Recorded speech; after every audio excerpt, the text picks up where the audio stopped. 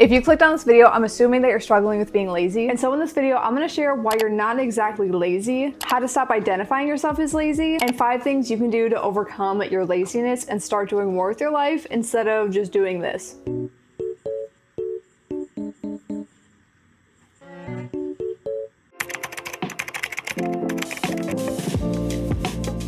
Okay, so first, if you identify as lazy, I'm here to tell you that laziness is not actually a real issue. Thank God.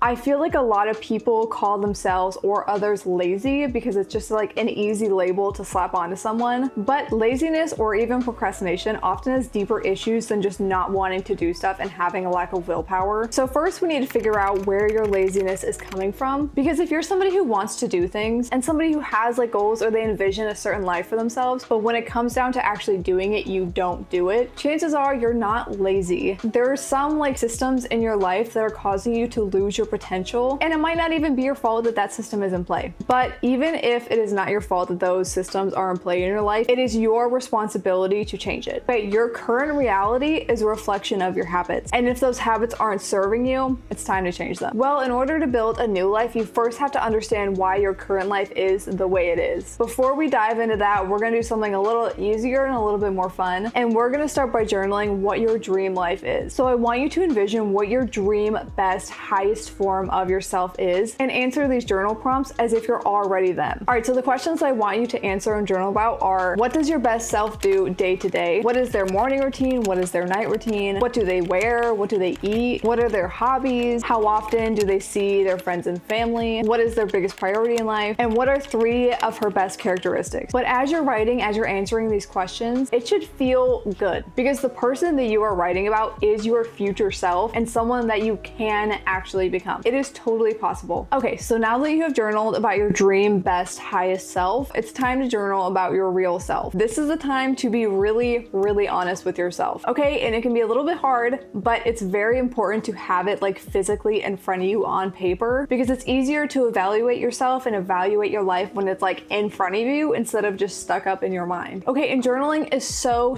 important, because if we want to change ourselves, we first have to get to know ourselves so we know what we're trying to change. All right, so to get to know yourself and like what systems are in play in your life, start by answering these questions. What does your actual typical day-to-day look like? What time do you wake up at? What time do you go to bed? What's the first thing you do when you wake up? What does your nighttime routine look like? What do you do before you go to bed? What does your diet consist of? How often do you work out? What do you fill up your free time with? Do you have hobbies? And then when you think of the goals you want to achieve, what feelings come up? Are they good? Are they bad? Does it make you feel excited? Do you feel anxious? Journal whatever you're feeling. Okay, and I'm sure at this point you're like, okay, all I've done so far is journal, but like what could I actually start doing to stop being lazy? So first, I cannot emphasize how important it is to journal and get to know yourself better and figure out why you're being lazy in the first place. But getting to know yourself is definitely a process, and it definitely takes time. So here are 3 easy things that you can do to make it a little bit easier for yourself to stop being lazy. All right, number 1, your environment is a reflection of your mind. If you want to start doing more in your day, you need to make it easier for yourself to do that. So if your place is a mess, pick it up. If your sink is full of dishes, do your dishes. If your laundry's piling up, it's time to clean it. You want your environment around you to set yourself up for success, and you do so by creating the least amount of resistance possible. So you're making sure that your kitchen is clean. That way when you go to make food, it's easy because everything's already clean. Have your clothes clean. That way you can pick out your outfits the night before. Make your environment reflect your goals. And also just a little tip, okay, because if your apartment or your house is like super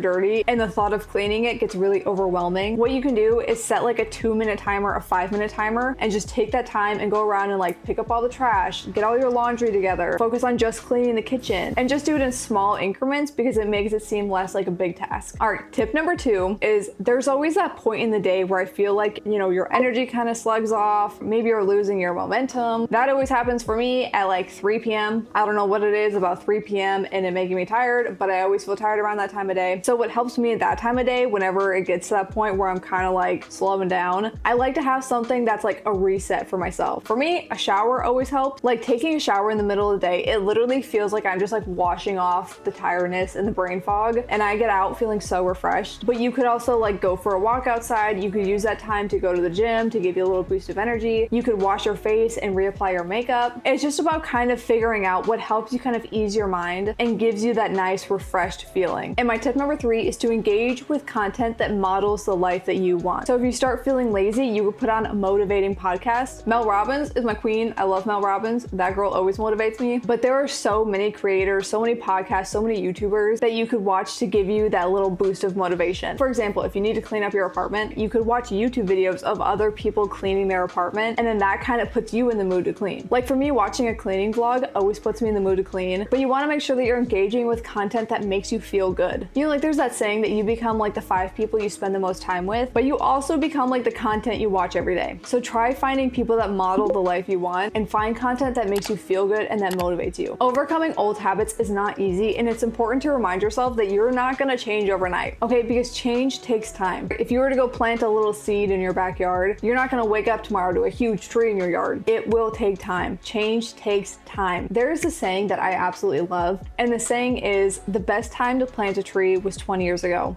The second best time to plant a tree is today. And it just reminds me that like it is truly never too late to start doing things to make your life better and to change your life. You can start choosing to be better at any point in life. Also remember that no journey is linear. There's gonna be dips along the way, okay? But as long as your graph is still going up, you're still going up. You know, for me, I've been like on a fitness journey for probably like, I don't even know, almost a decade at this point. And I have so many dips in my graph, guys. Like there has been so many times where I fell off of working out for months at a time. But even with all those dips, I still just pick it back up and I start doing it again. But that is all I have for you guys today. Thank you so much for watching this video. I hope you feel a little bit more inspired. I hope you feel a little bit more motivated. And I hope you guys all stay happy, healthy, and wealthy. And I will see you in the next one. Bye.